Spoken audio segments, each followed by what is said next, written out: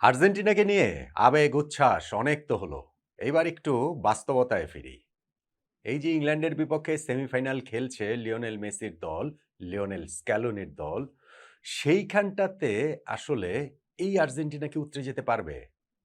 আমরা নকআউট পর্বের ৩ টা ম্যাচে আর্জেন্টিনাকে যেমন দেখেছি, তাতে ইংল্যান্ডের বিপক্ষে নিঃসন্দেহে অনেক বড় চ্যালেঞ্জ আর্জেন্টিনার সামনে অপেক্ষা করে আছে এবং আমার একটা আশঙ্কার জায়গা হচ্ছে, আশঙ্কার জায়গা নাও হতে পারে। অবভিয়াসলি এই আর্জেন্টিনার সামর্থ্য তো আছেই ইংল্যান্ডকে টপকে যাওয়ার। অবশ্যই সামর্থ্য আছে ফাইনালে স্পেন আসুক বা ফ্রান্স আসুক তাদেরকে হারানোর। অবশ্যই সামর্থ্য আছে তাদের back to back world cup জেতার। কিন্তু গত ৩ টা ম্যাচে নকআউট পর্বে যে আর্জেন্টিনাকে দেখা গেছে, লিওনেল স্ক্যালোনির আর্জেন্টিনা, তাতে আমার মনে হচ্ছে যে কোথাও না কোথাও গিয়ে victim of his own success, নিজের সাফল্যের শিকার না হয়ে যান স্ক্যালোনি তার ওই ট্যাকটিক্যাল পয়েন্ট অফ ভিউ থেকে। সুইজারল্যান্ডের বিপক্ষে এই ম্যাচটাতেও Argentina to some extent lucky ছিল অবভিয়াসলি সেই রেড কার্ডের কারণে, এবং সেই রেড কার্ডটা কেন 100% যৌক্তিক আমি ওইটা নিয়ে একটা বিস্তারিত আলোচনা করেছি। এবং ওইটা যে পুরো ম্যাচের মোমেন্টামটা চেঞ্জ করে দিয়েছে, ক্রিকেটের মতো ফুটবলের টার্নিং পয়েন্ট যেটা, এটার সঙ্গে কারো কোনো দ্বিমতের সুযোগই নেই। কিন্তু ওভারঅল আর্জেন্টিনা যেই ম্যাচটা খেলেছে সেইটা এই ওয়ার্ল্ড কাপে প্রবাবলি আর্জেন্টিনার সবচেয়ে poor match. Tactical point of view থেকেও সবচেয়ে পুয়ার ম্যাচ, এক্সিকিউশনের জায়গা থেকেও সবচেয়ে পুয়ার ম্যাচ। এবং যদি ওই লাল কার্ডটা না হতো, তাহলে আর্জেন্টিনার জন্য সুইস বাধা টপকে যাওয়াটা আরো অনেক ভীষণ কষ্টকর হতো। কেন আমি এই কথাগুলো বলছি? দেখেন, এই আর্জেন্টিনার সবচেয়ে বড় শক্তির জায়গা কি? Lionel Messi.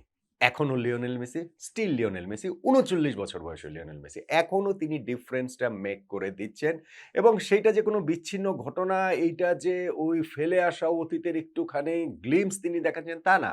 ম্যাচের পর ম্যাচ একই কাজ মেসি করে যাচ্ছেন। মেসি এই ওয়ার্ল্ড কাপের ধরেন ১ম ২ টা ম্যাচে আর্জেন্টিনা ৫ গোল দিয়েছে, সবগুলোই মেসি করেছেন। তখন মনে হচ্ছিল যে মেসি একাই কি গোল দেবেন নাকি? আবার ধরেন ১ম ৪ টা ম্যাচে মেসির কোনো অ্যাসিস্ট ছিল না, যে মেসি কি অ্যাসিস্ট করতে পারবেন না নাকি? শুধু গোল দেওয়াই কাজ। এখন মেসি গোলের পাশাপাশি অ্যাসিস্টও এসেছেন এবং সেই ডিফারেন্সটা মেক করে দিচ্ছেন তিনি। দেখেন, সুইজারল্যান্ডের বিপক্ষে এই ম্যাচটাতেও এন্ড অফ দ্য ডে গিয়ে ওই যে ডিসাইসিভ যে জায়গাগুলোতে, সেইখানেও মেসি কি প্রবলভাবেই আছেন। প্রথমত কর্নারটা থেকেই, তার কর্নার থেকেই গোলটা হয়েছে, সেইখানে আরো একটা অ্যাসিস্ট। এবং দ্বিতীয়ত হুলিয়ান আলভারেজের যে গোলটা, সেইখানটাতেও কিন্তু মেসির একটা শটই কিন্তু ঠেকিয়েছিলেন সুইস কিপার। সেইটাই আবার যখন ঘুরে ফিরে আসলো এইখানে হুলিয়ান আলভারেজের কাছে, তিনি ওই গোলটা দিলেন। ফলে আপনি এখনো দেখেন এই ৩৯ বছর বয়সেও মেসি সেই 90 মিনিটস, ১২০ মিনিট কিভাবে, আমরা বলতে পারবো না যে শেষ ঘামবিন্দু দিয়ে খেলেন। শেষ ঘামবিন্দু দিয়ে অবশ্যই খেলেন। কিন্তু মেসি তো আর এখন খেলার প্যাটার্ন ওইটা না। মেসি এখন মাঠে পাগলের মতো দৌড়ান না। তার ওই খেলার ধরনটা চেঞ্জ হয়ে গেছে। এনার্জিটা অনেক বেশি রিজার্ভ করে তিনি আসলে খেলেন এবং সেইটা তিনি নট নেসেসারিলি 90 মিনিটস, সেটা 120 মিনিটস এ গেলেও যে সেটা করতে মেসি সক্ষম, সেটা আমরা দেখেছি কাবো ভার্দের বিপক্ষে রাউন্ড অফ 32 ম্যাচে, সেটা আমরা দেখলাম সুইজারল্যান্ডের বিপক্ষে এই ম্যাচটাতেও। সেই সব জায়গাতেও ম্যাচ ডিসাইড করে দেওয়ার ক্ষেত্রে সেই মেসির রোলটা খুবই প্রমিনেন্ট। ফলে এই সুইজারল্যান্ডের বিপক্ষে ম্যাচটাতে ওয়ার্ল্ড কাপে ১ম বারের মতো মেসি গোল পাননি এই ওয়ার্ল্ড কাপে। তা সত্ত্বেও আর্জেন্টিনার টালিসমান, আর্জেন্টিনার মূল প্লেয়ার এখনো সেই মেসি, লিওনেল মেসি। এইটা নিঃসন্দেহে স্ক্যালোনির জন্য একটা বিরাট বড় প্রাপ্তি এবং এইটা নিঃসন্দেহে ইংল্যান্ডের জন্য বিরাট বড় একটা হুমকি এবং এইটা নিঃসন্দেহে ইংল্যান্ডের বিপক্ষে আর্জেন্টিনাকে অনেক বেশি কনফিডেন্স দেবে। আর্জেন্টিনার আরো একটা বড় যে জায়গা, সেটা হচ্ছে গিয়ে হুলিয়ান আলভারেজ। দেখেন, হুলিয়ান আলভারেজ এই ম্যাচে যে গোলটা করেছেন সেইটাই আর্জেন্টিনাকে সেমিফাইনালে তুলে দিয়েছে। লাস্টে তো লাউতারো মার্তিনেজের ওই গোলটা ব্যবধান কেবলমাত্র বাড়িয়েছে, কিন্তু হুলিয়ান আলভারেজের গোল, যারা নট আউট ওমান দেখেন তারা এটা নিশ্চিতভাবেই জানেন যে আমি বেশ কয়েকটা, একটা না, দুইটা না, আমি বেশ কয়েকটা ভিডিওতে বলেছি যে আর্জেন্টিনাকে যদি বিশ্ব চ্যাম্পিয়ন হতে হয় তাহলে হুলিয়ান আলভারেজকে হুলিয়ান আলভারেজের মতো খেলতে হবে। তার জায়গায় তার আসতে হবে। এইটা আর্জেন্টিনা মাস্ট, মাস্ট। এইখানে কোনো এটা নন নেগোশিয়েবল, এর মাঝামাঝি কিছু নাই। সেইটা আর্জেন্টিনার খেলা, তাদের অ্যাটাকে প্যাটার্ন তৈরি করা, অ্যাটাকিং থার্ডে অনেক বেশি হচ্ছে গিয়ে ওইখানে ওই মোবিলিটি তার, লিওনেল মেসিকে কাভার করা, রান দিয়ে সবকিছু মিলে হুলিয়ান আলভারেজ এই টিমটাতে আসলে আমি বলব যে মেসির পরেই সবচেয়ে গুরুত্বপূর্ণ। অ্যাটাকিং এ তো অবশ্যই, এটা নিয়ে কোনো ডাউটের জায়গা নেই। ফলে আমি অনেকগুলো আলোচনাতে বলেছি যে আর্জেন্টিনাকে বিশ্ব চ্যাম্পিয়ন হতে হলে হুলিয়ান আলভারেজকে হুলিয়ান আলভারেজের মতো হতে হবে। এখন আমি বলব না যে তিনি তার 100% এ এসেছেন। এখনো বলব না যে তার সেই শার্পনেস এর পুরোপুরি জায়গায় তিনি চলে এসেছেন। কিন্তু ভাই, যে গোলটা করেছেন, ও বয়! মানে এইটা তো হচ্ছে গিয়ে মিউজিয়ামে রেখে দেওয়ার মতো গোল। যেই গোলটা হুলিয়ান আলভারেজ করেছেন এইরকম ম্যাচে, এরকম ম্যাগনিচিউডের একটা ম্যাচে, এইরকম মোমেন্টে এক্সট্রা টাইমের সেকেন্ড হাফে গিয়ে এটা জিনিয়াস ছাড়া ভাই সম্ভব না। আর এইটা যে হুলিয়ান আলভারেজেরটা হয়ে গেছে বিষয়টা তা না। এইটাই হুলিয়ান আলভারেজ এবং এই হুলিয়ান আলভারেজকেই আর্জেন্টিনা চায় সেমিফাইনাল, ফাইনাল গোয়িং ফরওয়ার্ড এই ২ টা ম্যাচেও এই আলভারেজকেই আর্জেন্টিনা খুব করেছে এবং এইটা আর্জেন্টিনার জন্য নিঃসন্দেহে একটা বিরাট বড় প্লাস পয়েন্টের জায়গা। কিন্তু আমি ট্যাকটিক্যাল যে জায়গার কথা বলছিলাম, লিওনেল স্ক্যালোনি তিনি কি victim of his own success হতে পারেন কিনা? নিজের সাফল্যের শিকারী হয়ে যেতে পারেন কিনা? স্ক্যালোনির এটা আমি কেন বলছি? দেখেন স্ক্যালোনি একটা জিনিস দেখবেন যে তিনি আর্জেন্টিনার হয়ে যে ১০০ র বেশি ম্যাচ তিনি চার্জে ছিলেন। বেশিরভাগ ম্যাচে এই ম্যাচটাতেই শুধু ব্যাক টু ব্যাক তিনি একই 11 নিয়ে খেলালেন। এটা বোধহয় ৩য় বা ৪র্থ বার এরকম তিনি খেলিয়েছেন। মোটামুটি তিনি প্রতি ম্যাচে 11 চেঞ্জ করেন। মোটামুটি তিনি স্ট্র্যাটেজিক পয়েন্ট অফ ভিউ থেকেও ট্যাকটিক্যাল চেঞ্জও তিনি রেগুলার করেন। আর্জেন্টিনাও যেমন এই ওয়ার্ল্ড কাপে 4-3-3 তে খেলা শুরু করে এখন কিন্তু 4-4-2 তে চলে গেছে। ৪ জন সেন্ট্রাল মিডফিল্ডার নিয়ে আর্জেন্টিনা খেলাচ্ছে। এখন এই ৪ জন সেন্ট্রাল মিডফিল্ডার নিয়ে যখন আপনি ইংল্যান্ডের বিপক্ষে খেলবেন, যেই দলটাতে ডেক্লান রাইস এবং এলিয়ট অ্যান্ডারসনের মতো ২ জন এলিট মিডফিল্ডার রয়েছেন। এলিট লেভেলের মিডফিল্ডার, সুপারব সেন্ট্রাল মিডফিল্ডার এবং আপনি যদি এখনকার ওয়ার্ল্ড ফুটবলের কথা বলেন, আপনি টপ 5 এর মধ্যে এই ২ জনের একজনকে রাখতেই হবে। আমার ধারণা টপ 10 এর মধ্যে এই ২ জনকেই রাখতে হবে। এই এলিয়ট অ্যান্ডারসন, ডেক্লান রাইস। ফলে আর্জেন্টিনা এই যে স্ক্যালোনির যে স্ট্র্যাটেজি যে তিনি হচ্ছে গিয়ে মিডল অফ দ্য পার্কে তিনি হচ্ছে গিয়ে ওভারলোড করেন এবং সেই জায়গাটা দিয়ে টাইট স্পেসে তার এই ভেরি টেকনিক্যালি গিফটেড যে মিডফিল্ডাররা রয়েছেন তারা যে অ্যাটাকটা ইনিশিয়েট করেন ওইটা কি আসলে ইংল্যান্ডের সঙ্গে কার্যকর হবে কিনা এইটা কিন্তু একটা বিরাট বড় কোয়েশ্চেন মার্ক আছে বলে আমার কাছে মনে হয় এবং জুড বেলিংহামও রয়েছে হ্যাঁ এখন আপনি বলতে পারেন ওভারলোড করা যায় ইংল্যান্ডের ২ জন আর্জেন্টিনার ৪ জন জুড বেলিংহামও এই জায়গাটাতে হচ্ছে গিয়ে মিডফিল্ডে পিছিয়ে এসে তিনিও ওইখানটাতে সেই সাপোর্টটা দিবেন আর এটা তো আপনি সবসময় পারবেন না। ইংল্যান্ডের যে ম্যাচে যে তাদের যে তাদের যে উইং এর যে জায়গাটা, সেই জায়গাগুলোকে আপনি নেগোশিয়েট করবেনটা কিভাবে? ফলে আমার মনে হয় যে আর্জেন্টিনা আমি নট সিউর যে ইংল্যান্ডের বিপক্ষে ম্যাচেও ঠিক ৪ জনই মিডফিল্ডার নিয়ে এইভাবে খেলে স্ক্যালোনি আসলে এইটা পার পেয়ে যাওয়াটা অত সহজ হবে বলে মনে হয় না। দেখেন আরেকটা আমি একটু খুব ক্লিয়ার একটা এভিডেন্ট আপনার দেখাই। গত ম্যাচটাতে সুইজারল্যান্ডের বিপক্ষে আপনি দেখবেন যে তাদের রাইট ব্যাক নাহুয়েল মলিনা অনেক বেশি তিনি কিন্তু অ্যাটাকে জয়েন করেছেন। অনেক বেশি উপরে উঠেছেন। এমনকি তার গোলকিপার এমিলিয়ানো মার্টিনেজ এখান থেকে ডিরেক্ট শট করছেন মলিনাকে। এই একেবারে সুইজারল্যান্ডের হাফের মাঝ বরাবর পর্যন্ত তিনি এখানটাতে চলে গিয়ে পাস রিসিভ করছেন। এই ঘটনা আমরা দেখেছি ১ বার ২ বার না বহুবার আমরা দেখেছি। ফলে ক্লিয়ারলি বোঝা গিয়েছে এটা একটা ট্যাকটিক্যাল ডিসিশন। ঠিক তার আগের ম্যাচটার কথা ভাবুন মিশরের বিপক্ষে।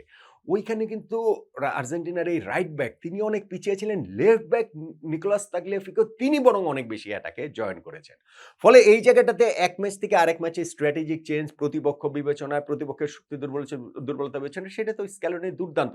স্ক্যালোনি সেটার মাস্টার। কিন্তু ইংল্যান্ডের বিপক্ষে ম্যাচে তিনি আসলে এই জায়গাটাতে কিভাবে খেলাবেন? কারণ ইংল্যান্ড অনেক বেশি উইডথ ইউজ করে। তাদের ওই ২ সাইড ২ উইং ইনফ্যাক্ট তাদের স্পেশালি লেফট সাইড থেকেও যদি হচ্ছে গিয়ে নেকো রেলে উপরে ওঠেন, তখন কিন্তু আর্জেন্টিনার জন্য সেইটা সামাল দেওয়াটা অনেক বেশি কঠিন হয়ে যাবে বলে আমার কাছে মনে হয়।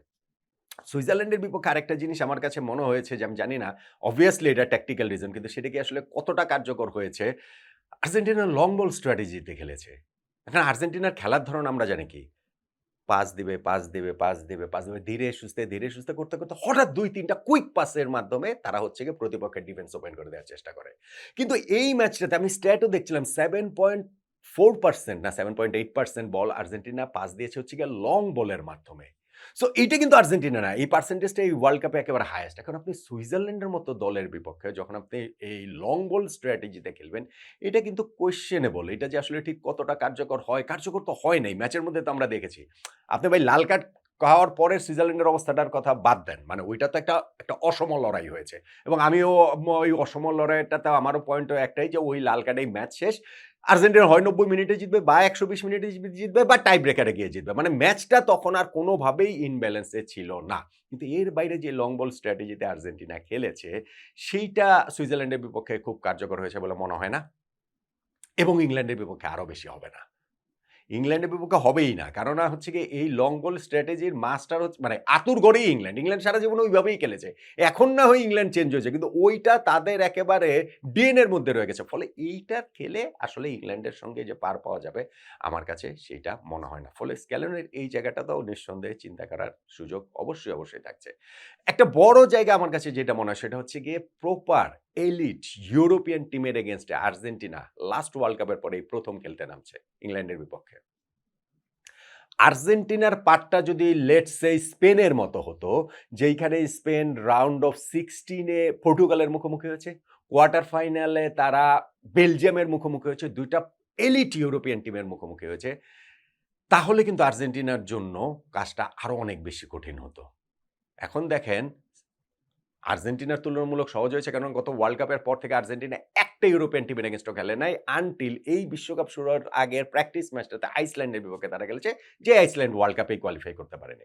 ওয়ার্ল্ড কাপে এসে তারা ২টা ম্যাচ খেলেছে অস্ট্রেলিয়ার বিপক্ষে গ্রুপ পর্বে এবং এই যে সুইজারল্যান্ডের বিপক্ষে তারা খেলো। এখন একদিক থেকে সুবিধা যে আর্জেন্টিনা ইউরোপিয়ান টিমের এগেইনস্টে রিদমটাও তারা আস্তে তুলনামূলক সহজ থেকে কঠিন দলের দিকে যাচ্ছে, এটা আর্জেন্টিনাকে হেল্প করছে।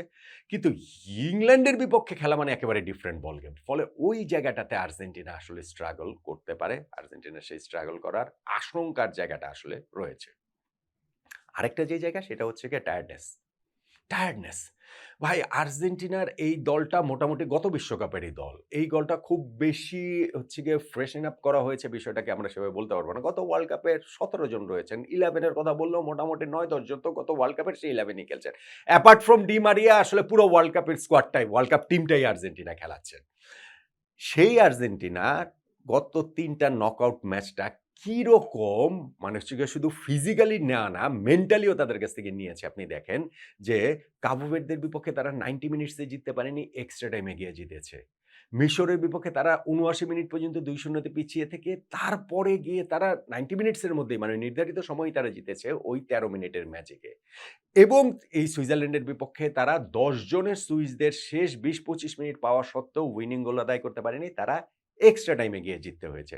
ফলে এই পরপর ৩ টা এরকম ফিক্সচার পেরিয়ে আসা, যেই ৩ টা ফিক্সচার আর্জেন্টিনার জন্য ভেরি ইজি হওয়ার কথা ছিল, ওয়াক ইন দ্য পার্ক হওয়ার কথা ছিল, সেই আর্জেন্টিনা যখন এইভাবে তাদের উতরাতে হয়েছে, ইংল্যান্ডের বিপক্ষে ম্যাচে তাদের ওই fatigue, mental fatigue, physical fatigue, tiredness এইটা আসলে একটা গুরুত্বপূর্ণ জায়গা হয়ে যেতে পারে বলে আমার কাছে মনে হয়।